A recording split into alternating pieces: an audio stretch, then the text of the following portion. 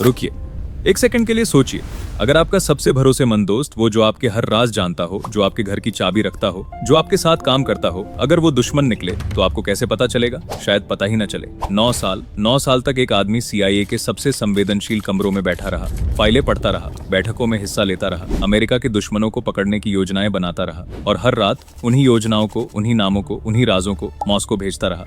दर्जनों अमेरिकी जासूस पकड़े गए, उन्हें पूछताछ के दौरान बुरी तरह प्रताड़ित किया गया, फांसी दी गई और CIA को समझ नहीं आया क्यों? क्योंकि जवाब वहीं था, उन्हीं के बीच, उन्हीं की मेज पर बैठा हुआ। उसका नाम था आल्ड्रिच आमेस और यह उसकी कहानी है।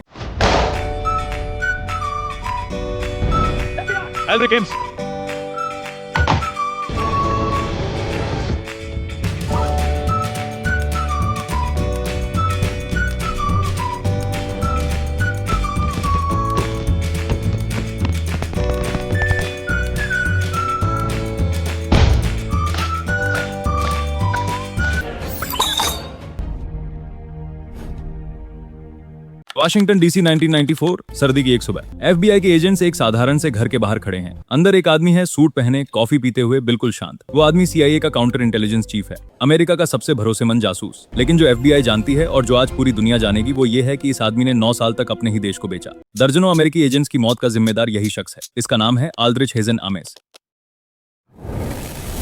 यह कहानी सिर्फ एक गद्दार की नहीं है, यह कहानी है एक ऐसे सिस्टम की जो अंधा हो गया था, एक ऐसी खुफिया एजेंसी की जो खुद अपने घर में बैठे दुश्मन को नहीं पहचान पाई, और एक ऐसे इंसान की जिसने पैसे के लिए इंसानियत बेच दी। 1941 में विस्कॉन्सिन में पैदा हुआ आल्ड्रिच आमेस एक साधारण बच्चा था। पिता CIA में काम करते थे। बचपन से ही खुफिया दुनिया की झलकियां मिलती रहीं। महज 21 साल की उम्र में आमेस खुद CIA में भर्ती हो गया। शुरुआत में वो एक मेहनती, होनहार अफसर था। उसे भरोसा दिया गया, जिम्मेदारियां दी गईं। धीरे धीरे वो CIA की सबसे संवेदनशील शाखा सोवियत काउंटर इंटेलिजेंस का हिस्सा बन गया। लेकिन भीतर से आमेस टूट रहा था। 1970 के दशक में उसकी पहली शादी टूट गई। पैसों की तंगी थी, कर्ज था, एजेंसी में तरक्की उतनी नहीं हो रही थी जितनी वो चाहता था। एक घमंडी, निराश और आर्थिक रूप से डूबा हुआ आदमी, यही वो एम्स था जो 1981 में मेक्सिको सिटी पोस्टिंग पर गया। और वहीं उसकी मुलाकात हुई रोजारियो कासास डुपुई से, एक कोलंबियाई महिला जो ऐशो आराम की आदी थी। रोजारियो से शादी करने के लिए एम्स को पैसों की जरूरत थी, बहुत सारे पैसों की। अप्रैल 1985, वॉशिंगटन DC के एक रेस्टोरेंट में एम्स ने सोवियत एम्बेसी के एक अधिकारी से मुलाकात की। उसने एक लिफाफा दिया जिसमें CIA के कुछ दोहरे एजेंट्स के नाम थे। बदले में उसे मिले $50,000 नकद। उस एक मुलाकात ने इतिहास बदल दिया। KGB को जब पता चला कि यह आदमी CIA का काउंटर इंटेलिजेंस अफसर है, तो मॉस्को में जश्न मना। यह उनके लिए सोने की खान थी और एम्स के लिए ये बस शुरुआत थी।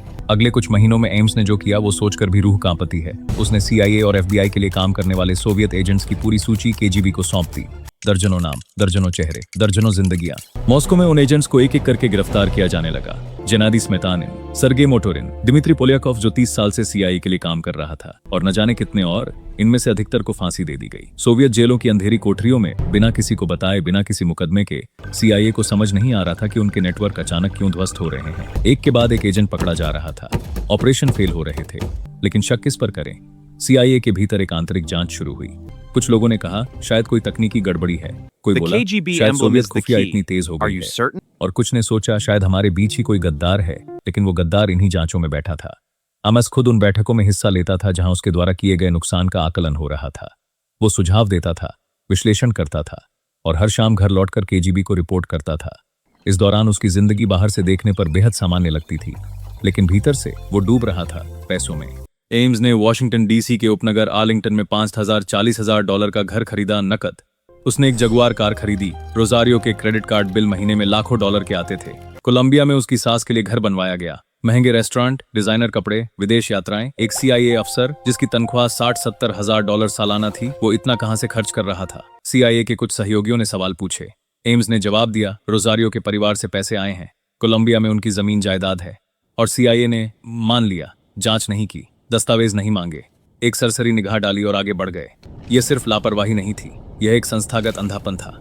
1986 में एम्स रोम, इटली पोस्टिंग पर चला गया। वहां भी उसने KGB से मुलाकातें जारी रखी। साल में 2-3 बार वो अपने KGB हैंडलर से मिलता, हर बार नई जानकारी देता, हर बार नया पैसा लेता। 9 साल में उसे कुल मिलाकर $21 लाख से ज्यादा मिले। 1989 में वो वापस वॉशिंगटन आया। CIA में उसे एक नई और महत्वपूर्ण पोस्टिंग मिली। वही काउंटर इंटेलिजेंस, वही संवेदनशील फाइलें, वही राज। और वो रात को उन्हें KGB को परोसता रहा। लेकिन 1991 में कुछ बदला।